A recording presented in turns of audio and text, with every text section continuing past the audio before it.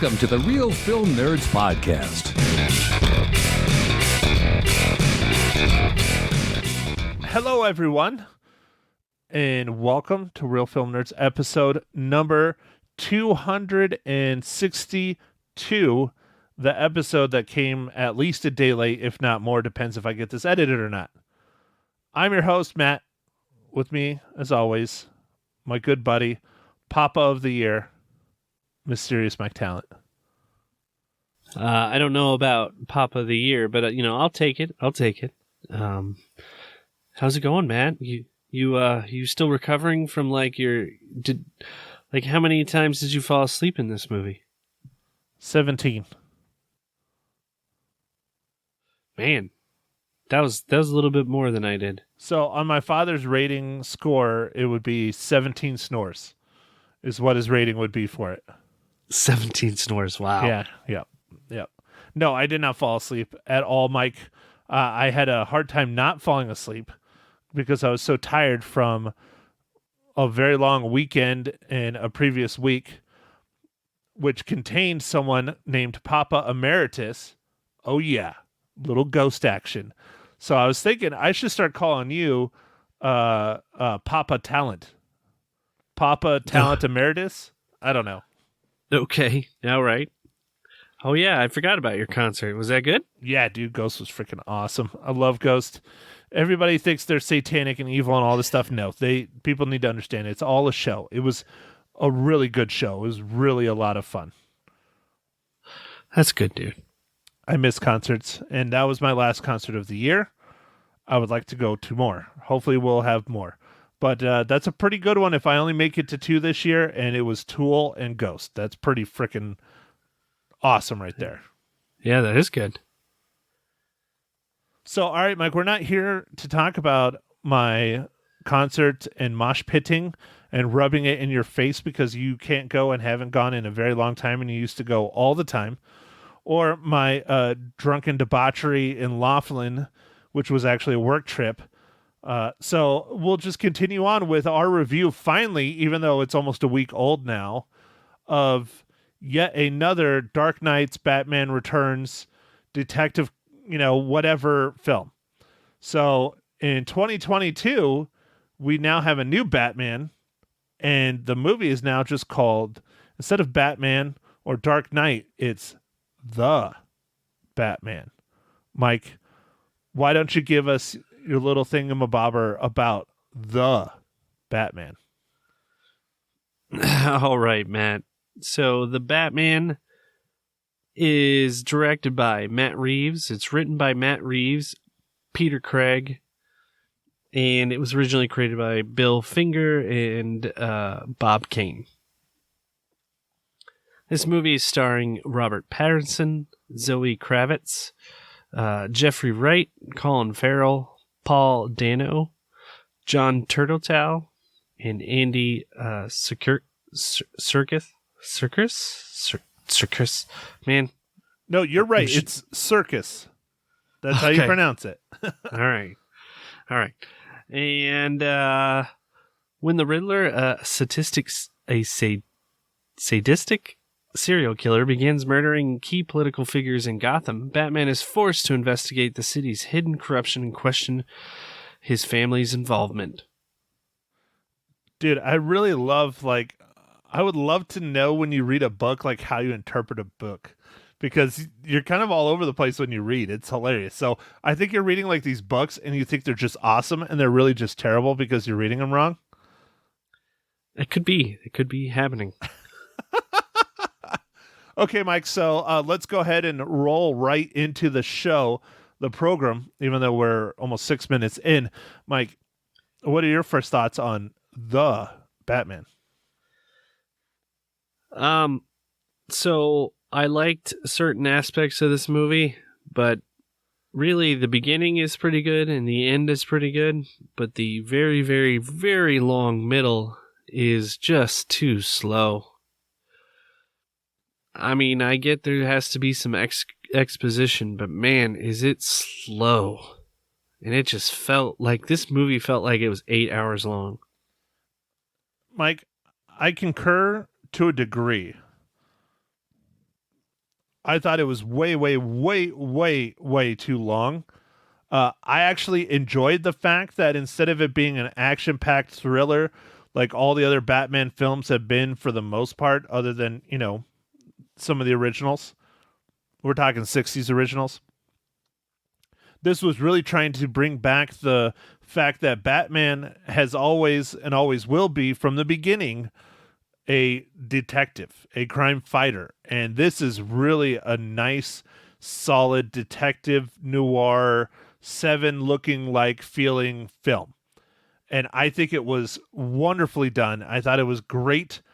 I just thought it was so freaking long, it drove me insane because there's literally I counted, you can end this movie at 8 different parts in this film. And it just kept going and going and going. And I thought it was just 3 hours was way, way too much. But overall, I really liked this movie. The acting was phenomenal. The casting was spot on. The cinematography, for the most part, is very, very good. For the most part, there's some where it's kind of bland, but especially towards the end, which we'll get into, there's some really amazing shots that were just done really well. But overall, I have to say, Mike, I really enjoyed this film, except for how long it was. Okay, man. I did have a discussion with one of my coworkers, and we both thought it was too long, and perhaps they should have chose the Dune approach of splitting the movie into 2 and maybe having a little bit more on either side of the movie. But I don't know if we as the audience could stand having like a cliffhanger in the middle of the movie, I don't know. Well, they're already talking about sequels. What I'm wondering is if they do another Justice League film, if they're going to have this Batman be in it and Robert Pattinson is the Batman and the Bruce Wayne character from here on out in the DC world, or if we're going to see Batfleck make his way back or what. I don't know. Because, in the original Justice League film that we got a little while ago, not the Snyder Cut, I have not watched that yet. That's way too long of a movie. I don't have that much time. There was some very interesting Batman stuff that Ben Affleck did that I wish DC would explore more and Warner Brothers would explore more, but I don't think they're going to because they have their new Batman and people clearly are loving it. Yeah, no, it did really well, Matt, but I do want to ask you, did your theater have a premium price put on your ticket to go watch it? Because I know mine did. They jacked it up $2 extra a ticket. To tell you the truth, I don't know. I wasn't really paying attention because I was so tired. But I don't think so. It seemed right. But right now, what the hell is right? Mike, not to get political, but dude, it was $4.50 for me to fill up today. That's a lot. And yes, I know. In comparison to what's going on over in Ukraine, yeah, it's just money in my pocket. It's not my life. Yes, I understand that, but what the hell is going on with this world? It's getting crazy. Yeah, gas has gone up over in my neck of the woods quite extreme. It goes up like 10 to 20 cents a day. Who knows what it is today? I didn't get a chance to be out and about. In fact, I think these days I'm just going to try and stay home as much as possible. Must be nice, Mike. Must be nice. I'm very jealous. So, all right, Mike. Well, I don't know how much we could talk about this movie without spoiling it. It's Batman. You know the players. You know the villains. One thing I was kind of shocked is about how many villains are in one film. I think that might have been a little overkill. Pick 1, maybe 2. I think they did well with the many different villains in here, but I think it might have been a bit too much. Okay. I really liked our main villain in this movie. I thought it was real well done with the Riddler. I thought that was really cool how it was presented and how the build up to it. I thought it was very, Matt, you're right when you said that it was kind of Seven-esque. This movie is somewhat like that. Like it has hearkening back to that movie. And That's great. That's a compliment. That movie was amazing. I really like that movie. In that movie, every shot it's raining when they're outside. Well, think about it in the Riddler. Not to spoil it really yet, but the Riddler does a lot of things that a lot of real serial killers have done and have done in the films too. Like in Seven and the Zodiac Killer in real life, he has ciphers, he has journals. His apartment is very meticulously loaded with stuff, with his plans, all that. He covers his face. You never really find out his identity until much later. He gets captured alive. That's very much, real life and film. I mean, it just this dances that line between fantasy and real life really, really, really well. Yeah, and that was a really awesome performance. And without, getting into spoilers, Matt, I think I can talk about how I really liked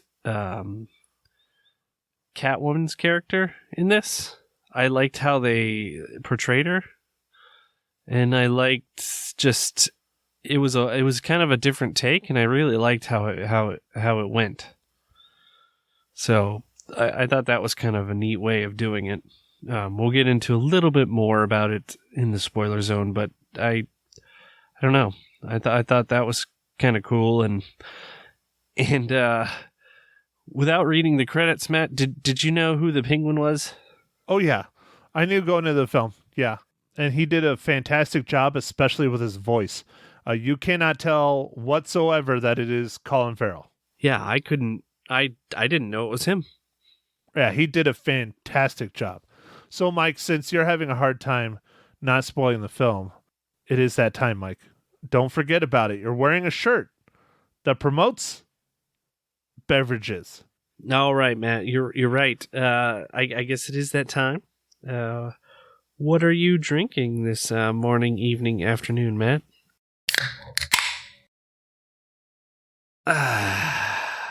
Well, Mike, thanks for asking with my nudging. Mike, I've had a lot of cheap whiskey and a lot of cheap rum over the past 5 days, so I'm changing it up. I'm being gentle to my liver. I'm just drinking a Dos Equis Amber. Well, that's nice, Matt. I am changing mine up, too, for several weeks. It's been the same Aldi beer, and this time I'm drinking it's called Little Big Thing, and it is a IPA from Sierra Nevada. It's not Maggie's nickname for you? No. Oh, okay. Just asking. Just throwing it out there, Mike. Just got to make sure. Yeah, I gotcha. Nope, not.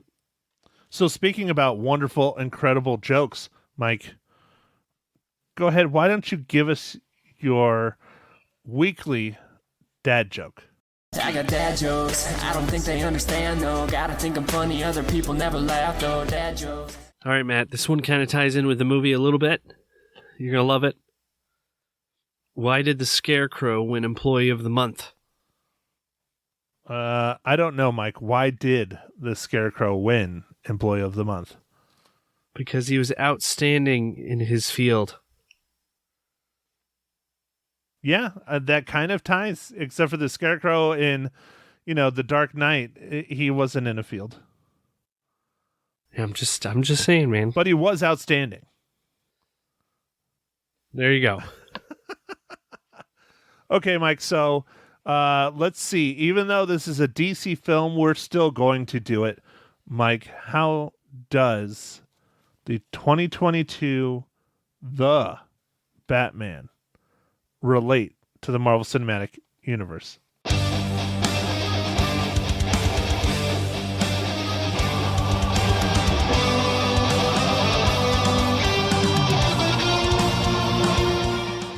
All right, man. So for this one, we're going to use Andy Circus, who played Alfred, was also in What If as Ulysses Klaue, and he was in Black Panther as Ulysses Klaue. And Andy Serkis has also done a lot of the green screen work in a lot of movies in general, especially Marvel Cinematic Universe. Yeah, but okay, all right, cool. It's kind of weird. I don't know if that counts or not, because he's still acting, but it's not. It's not acting. And, it's just he's him. Gollum. Yeah, he's just doing movements. Right. That's being recorded. What do they call it? Mocap, motion capture. That's what he's really known for. And now he's directing and writing movies. Well, that's cool. So, anyways, Andy Circus going full circle. Okay, Mike, I think we can move on to the spoiler segment of Real Film Nerds, episode number 262. Okay. Mike, go ahead since you're dancing around. Okay. Like I was talking about with Catwoman, I really liked how it was never really that she was Catwoman. There's only one mention in the movie where she just says the bat and the cat. Like, I liked that a lot. Like, I liked how it was very subtle. Like, yeah, she was like a cat burglar, but it was never really, I don't know. I kind of liked how they did that. Like, it wasn't so blatant and like in your face. And like, yeah, she owned cats. It was, I don't know. I liked how that was presented. I thought it was interesting that Catwoman's father was Carmine Falcone. Now, I don't really read the DC comic stuff much, if at all. But to my knowledge, I do not believe Catwoman's father was Falcone. And so that's a cool little tidbit that brings it in, because she's one of those heroes that's an anti-hero. She goes both ways. As we saw in Batman Returns with Michael Keaton, she could be a hero, she could be a villain at the same time. And then you have the hard line of villains. The Penguin is a villain. John Turturro playing Carmine Falcone is definitely a villain. How about Peter Skarsgård playing the district attorney? That's a pretty big name to be playing kind of a smaller part. Yeah. I mean, his role was fairly minor, really, but it was good. Like, he played it great. Then we got ourselves another villain with the Riddler, played by Paul Dano, which you alluded to earlier. I thought he was absolutely fantastic as the Riddler. I know we're going to see more of him, hopefully. The other question is, Mike, who do you think the prisoner was at Arkham Asylum that was talking with the Riddler? Do you think that's another Joker coming into fruition? Oh, yeah, has to be. I just don't know why they always have to do something with Joker. I mean, I understand Joker is one of the most interesting, crazy, insane villains ever conceived, but the DC universe has a gajillion villains. They can pick one other than the Joker. And that's one reason why I probably favor this film a lot more than a lot of the other ones, is Riddler is the main villain, and he is great. They made him really, really interesting. He was interesting. He was smart. He was thorough. It was, they built him up, like, and it wasn't a letdown either. Like, when we finally get the reveal and then, like, even kind of the plot, it was interesting. Like, when he has the meeting with the Batman and he keeps talking to, like, the security camera kind of, but also the Batman. And that was an interesting exchange. I really liked it. It was good. Well, and they lead you on big time, and they even lead Batman on, as at least perceived to him, that the Riddler knew exactly who the Batman was, and then you find out that no, he was not. He did not have any clue that the Batman is Bruce Wayne, but they sure as hell make you feel like it. And then he drops that line where, we just missed him or something, because he's still alive.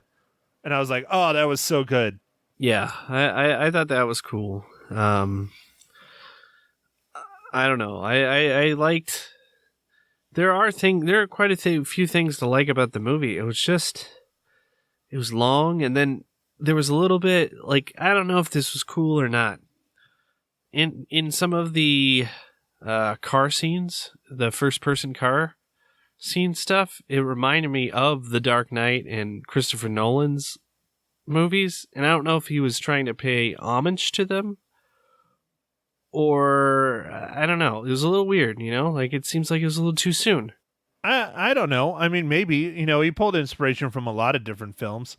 I liked the car chase scene. I thought it was absolutely fantastic. I thought it was really, really good. I'm still kind of undecided on the Batmobile. I like it because it's a little bit more of a normal car with just a big fatty jet engine thrown in there.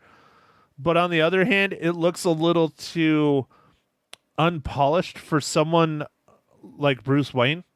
Like all his other Batmobiles he's ever had, going back to cartoons and 60s and all that stuff, the Batmobile's always quite polished. And I know they're trying to be dark and gritty like the Dark Knight in this, but not the same. I think they pulled it off pretty successfully for the most part, other than Batman's toys, I guess is a good way to put it. He has a lot of cool, interesting equipment, but being Batman and being Bruce Wayne, he would have made sure it's top of the line, looking good, working good. Like his armor, his bat suit, I absolutely loved, and how the bat symbol popped out and he used it as a knife and he used it to throw it. I love that. That was very Bruce Wayne, very Batman. Yeah, I mean, I thought Batman should get with the times and should have had an electric car. Save that $5 gallon gas. That's for damn sure. But I don't know. I love, one aspect I liked is how he rolled around on a motorcycle through most of the movie. He did roll around on a motorcycle quite a bit. And I guess, Matt, I'm going to ask, what did you think of the Sparkle Vampire in this? Like, how do you think has... I don't know. For me, I don't know. His character was just so... I don't know, sullen and sad, I guess, most of the movie.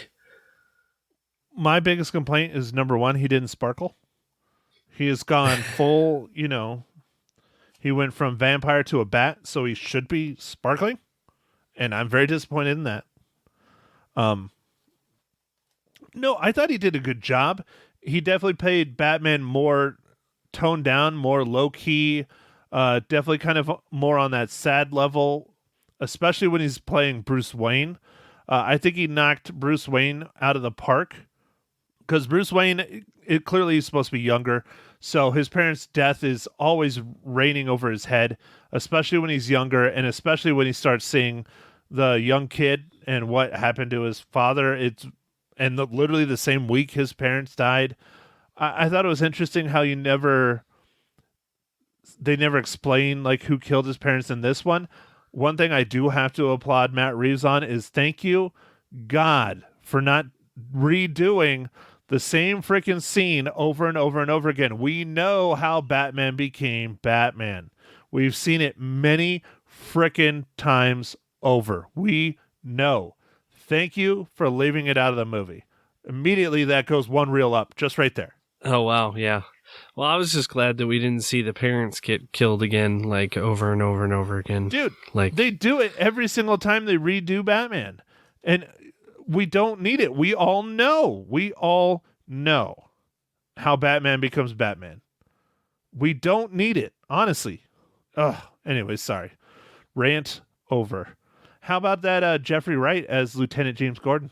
I thought it was cool. I really like him as an actor. I know he was in quite a few things like The Hunger Games and in Westworld. I've really liked his characters. He's another Marvel Cinematic Universe tie-in, too. He was in What If. Mm-hmm. He's the Watcher. Yes. Yeah. So I like Jeffrey Wright. I think he's a really good actor. And I like seeing a young James Gordon out on the streets solving crimes with Batman. I liked it. I thought it was cool. One thing I wish they would have done, instead of it calling the Batman, this is just nitpicky stuff. In the DC comic book world, they have the Batman and then they have Detective Comics, and they've been going on forever. I think they should have called this maybe something along the lines of Detective something, but then it might have thrown people, and not as many people would have gone and seen it because it didn't say Batman, maybe. But I think it's more appropriate to call this along the lines of Detective Comics kind of thing. Okay. All right. Well, I mean, it was a detective movie more than it was like a super action movie. Yeah. And, I think that's part of what I missed from this movie was I wish there was a little bit more action, because we get a little bit of an action scene in the beginning, and then there's a little bit of tussling with the Catwoman, and then not much, and then we kind of get the very, very good, well done ending. I like the ending quite a bit, but badass car chase. Yeah, there was a good car chase. It was very well done. It was well done. I mean, there's action in this movie, and see, I'm going the other way, Mike. I applaud them. I know. For not making it this over the top killer MCU style CGI fest cinematic superhero film.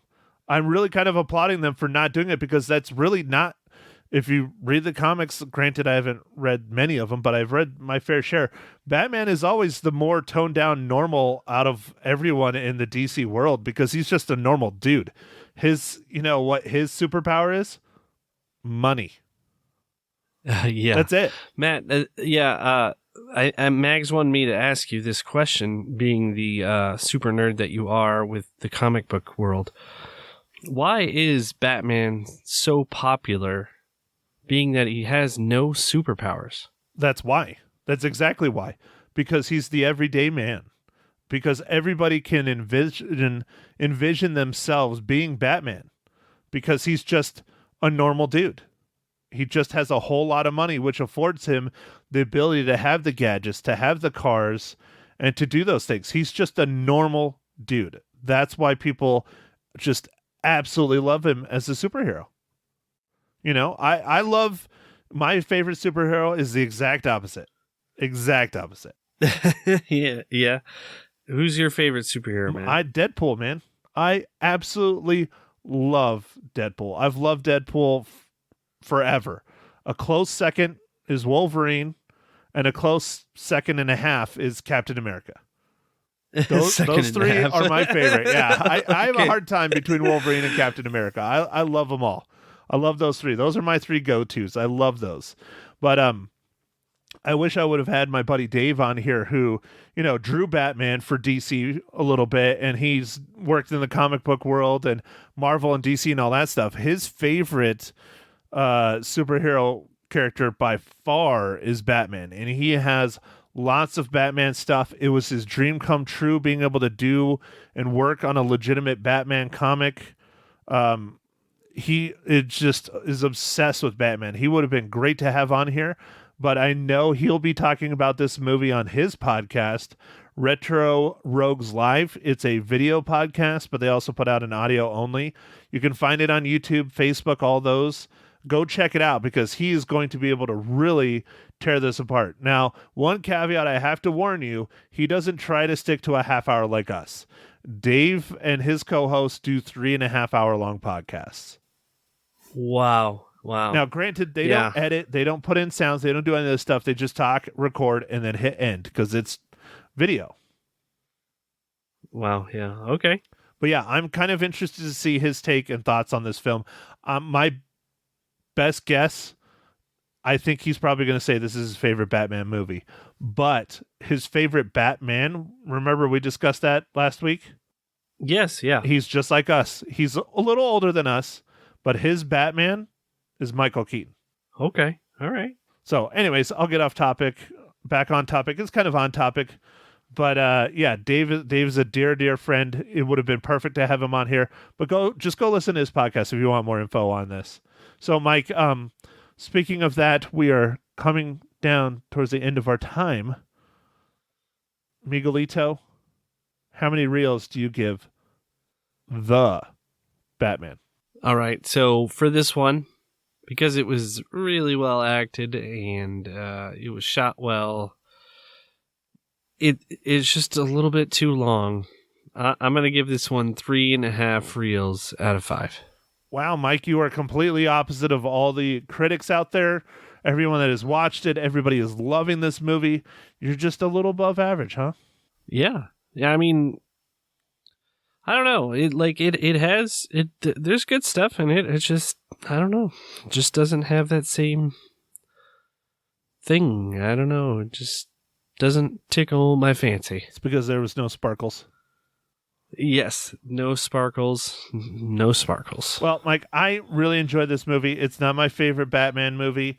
I don't know why people are saying it's better than The Dark Knight. A lot of critics have come out and said that. I don't think that's possible. I don't think it's better than the Michael Keaton Batmans. I really, really, really love those. I think those are fantastic.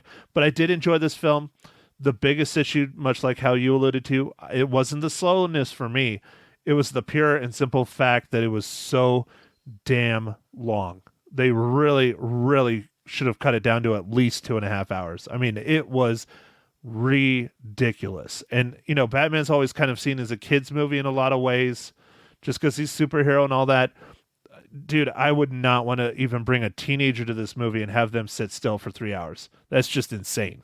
It's true, man. It's true. So because of that, I still give it a really high rating because I thought it was great. But I don't give it as high of a rating as my mom or any of the other critics. I give it a 4.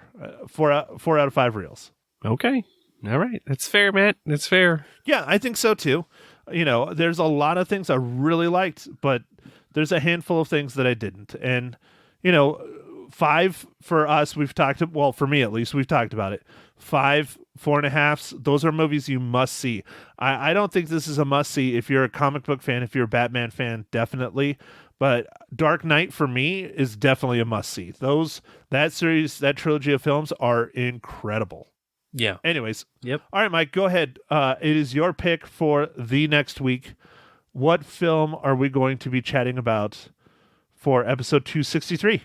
Well, Matt, there's not a lot of things coming out with the Batman in theaters right now, and no challengers really until Morbius comes out. I guess the end of this month or beginning of next month, right? Sure. Okay. Sorry, too busy. Anyway, I know it's coming out soon. Anyway, I thought we'd do another Academy Award nominated movie, and that's called Coda, and that is an Apple Plus or Apple TV Plus. Well, all right, Mike. I don't know much about this one, but I do know it's nominated for an Oscar, and it's one of the ones we haven't seen. I was pulling up the ones we haven't seen, so we haven't seen, at least reviewed 1, 2, 3, 4, 5. So we've knocked out half of them. Yeah, that's not bad. Drive My Car, I think, is on Paramount Plus or HBO Max or one of those. It looks interesting. That's the foreign one, right? Right. Yes. Going to be a lot of reading on that one. That might be a tough one for my mom. Never saw Belfast. Don't know if I want to. Maybe. Never saw Licorice Pizza either, but Licorice Pizza just came out on digital. And you know what happens when they just come out on digital, Mike? They're $20. So we can wait on that one until it hits a streaming service. So anyways, good choice, Mike. I think it's good that we're trying to knock out as many as we can. So far, if I had to pick a Best Picture winner this year, dude, I really want to go with Dune. I freaking love Dune, but I know Power of the Dog is going to win. I'm pretty sure Power of the Dog has got it in the bag. Yeah, but we'll see. Yeah. We'll see. I really liked. We could be wrong. Nightmare Alley too. I thought that was a good movie too. So I think that'll get some stuff, but I don't think it's going to get Best Picture, just for the pure fact that Guillermo del Toro already won just recently. Right. Well, all right. Thanks everybody for listening. Welcome back to me, I guess, because I was the one that screwed up our timeline. But it's not bad. I mean, I'm going to try and get this out on Thursday.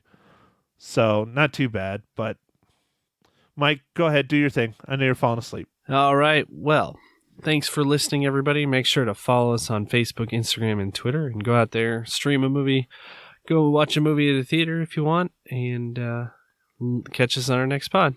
Thanks for listening. Thank you for listening to The Real Film Nerds. Now, don't forget to follow us on Facebook, Twitter, and Instagram at Real Film Nerds. Now, go out and catch a movie.